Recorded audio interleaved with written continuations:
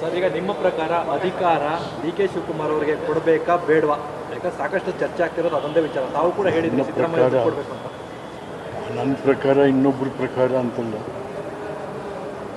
D K ಶಿವಕುಮಾರ್ಗೆ ರಾಜ್ಯದ ಆಡಳಿತವನ್ನು ಹಸ್ತಾಂತರ ಮಾಡಬೇಕು. ಏಕೆಂತಂದರೆ ಡಿ ಕೆ ಶಿವಕುಮಾರ್ ಅವರು 136 ಸೀಟು ಕರ್ನಾಟಕದಲ್ಲಿ ಕಾಂಗ್ರೆಸ್ ಗೆದ್ದು ಅಧಿಕಾರಕ್ಕೆ ಬರಬೇಕಾದ್ರೆ ಅವರ ಶ್ರಮ ಎಲ್ಲ ರೀತಿಯಲ್ಲೂ ಆಗಿದೆ. ಮತ್ತು ಒಕ್ಕಲಿಗ ಸಮಾಜದ ಓಟು ಕೂಡ ಬಂದಿದೆ. ನಮ್ಮಲ್ಲಿ KR ನಗರ ತಾಲೂಕಿನಲ್ಲಿ ಕಾಂಗ್ರೆಸ್ಗೆ 4,000 5,000 ಮೇಲೆ ಓಟ್ ಬರ್ತಾ ಇರಲಿಲ್ಲ. ಒಕ್ಕಲಿಗ ಸಮಾಜದ್ದು ಸರಿ 15,000 ಓಟ್ ಬಂದ. ಕಾರಣ ಏನು? ಇಲ್ಲಪ್ಪ ಡಿ ಕೆನೂ ಕೂಡ ಏನಾದ್ರು ಆಗ್ತಾರೆ, ನಮ್ಮ ಸಮಾಜದವ್ರಿಗೂ ಒಂದು ಅವಕಾಶ ಸಿಗುತ್ತೆ ಅಂತಕ್ಕಂಥ ಆಶೆ ಎಲ್ಲ ಸೇರಿಕೊಂಡು 136 ಸೀಟು ಬರೋಕ್ಕೆ ಸಾಧ್ಯ ಆಯಿತು. ಹಾಗಾಗಿ ಅವರು ಕೂಡ ನಾಡಿನ ಆಡಳಿತದಲ್ಲಿ ಭಾಜನರಾಗಬೇಕು. ಸರ್, ಈಗ ಅವ್ರ ಪಕ್ಷದಲ್ಲೇ ಹೇಳ್ತಾವ್ರೆ ಅಧಿಕಾರ ತರೋಕ್ಕೆ ಎಲ್ಲ ಹಿರಿಯ ನಾಯಕರು ಕಾರಣ ಇದ್ದಾರೆ, ಸಾಕಷ್ಟು ಕಾರ್ಯಕರ್ತರು ಗೆಲ್ಸಿರೋದಕ್ಕೆ ಆ ಪಕ್ಷ ಅಧಿಕಾರಕ್ಕೆ ಬಂದಿರೋದು ಅಂತ. ಡಿ ಕೆ ಶಿವಕುಮಾರ್ ನಾನೇ ಕಾರಣ ಅಂತ ಎಲ್ಲೂ ಹೇಳ್ತಾ ಇಲ್ವಲ್ಲ, ನಾವು ಡಿ ಕೆ ಒಬ್ಬರೇ ಕಾರಣ ಅಂತ ಹೇಳ್ತಾ ಇಲ್ವಲ್ಲ.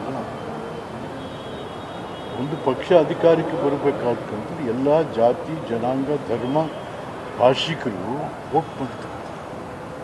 ಬರೀ ಕಾಂಗ್ರೆಸ್ ಕಾರ್ಯಕರ್ತರು ಅಷ್ಟೇ ಅಲ್ಲ, ಬರೀ ಕಾಂಗ್ರೆಸ್ ಲೀಡರ್ಸ್ಗಳು ಅಷ್ಟೇ ಅಲ್ಲ, ಕೆಲವರು ಯಾವ ಪಕ್ಷದಲ್ಲೂ ಇರಲ್ಲ, ವೋಟ್ ಮಾಡಿಲ್ವೇ. ಹಾಗಾಗಿ ನಾಡಿನ ವಿಜಯ, ರಾಜ್ಯದ ವಿಜಯ 136 ಸೀಟ್ ಬಂದಿದೆ. ಹಾಗಾಗಿ ಇಲ್ಲಿ ಸಿದ್ದರಾಮಯ್ಯನವರು ಒಬ್ಬರಿಂದಲೇ ಬಂದುಬಿಡ್ತಾ 136. ಈಗ ಕೆಲವರು ಹೇಳ್ತಾರೆ, ಯಾರು ನಮ್ಮ ರಾಜಣ್ಣ ಇರ್ತದೆ, ಸಿದ್ದರಾಮಯ್ಯ ಅನಿವಾರ್ಯ ಅಂತ. ಸಿದ್ದರಾಮಯ್ಯನಿಗೆ ಕಾಂಗ್ರೆಸ್ ಅನಿವಾರ್ಯನೇ ಹೊರತು ಕಾಂಗ್ರೆಸ್ಗೆ ಸಿದ್ದರಾಮಯ್ಯನೇ ಅನಿವಾರ್ಯ ಅಲ್ಲ. ಸಿದ್ದರಾಮಯ್ಯ ಬರೋಕ್ಕೆ ಮುಂಚೆ ಕಾಂಗ್ರೆಸ್ ಸರ್ಕಾರಗಳಿರಲಿಲ್ವೇ?